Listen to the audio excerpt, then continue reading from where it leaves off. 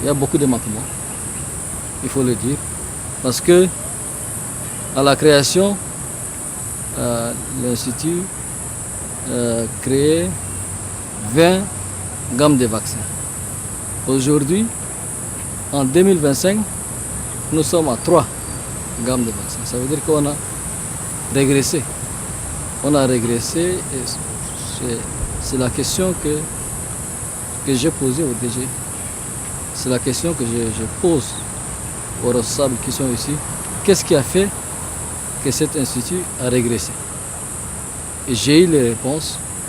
Nous allons prendre des mesures pour soutenir le développement de cet institut, mais aussi et surtout,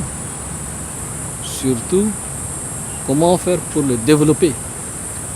Il faut, parce que ce n'est pas l'intelligence qui manque, d'après ce que je comprends. C'est les moyens qui manquent. Les moyens financiers, les moyens matériels qui manquent.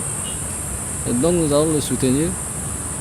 Et j'espère que d'ici quelques temps, l'URED va jouer son rôle. Mais je voudrais vraiment féliciter l'ensemble de l'équipe de l'URED qui est ici, malgré la situation difficile dans laquelle ils continuent quand même à travailler et ils ne se plaignent pas. Et heureusement que je suis venu et j'ai écouté leurs doléances. Et Inch'Allah, Dieu voulant, nous allons tout faire pour le soutenir. On doit arriver à non seulement 20 vaccins qu'on avait avant, mais on doit dépasser encore. Aujourd'hui, c'est dommage, un pays comme le Tchad, qui a un institut qui a été créé il y a plusieurs années, 70 ans ou 80 ans, et on est encore en train d'importer des vaccins, et c'est pas normal. Je trouve que ça, c'est vraiment, c'est pas normal, c'est du gâchis, c'est de fuite de capitaux.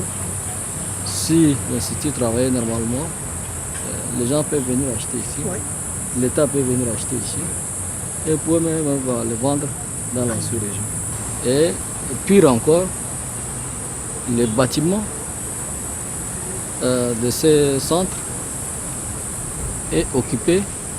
Donc, nous avons pris des mesures pour dégager ces personnes aussi, pour que dorénavant, le centre soit seulement occupé par les intéressés, notamment les chercheurs, uniquement les chercheurs. Parce que les bâtiments ont été construits pour abriter les chercheurs, pour que les chercheurs soient dans de bonnes conditions pour qu'ils puissent travailler.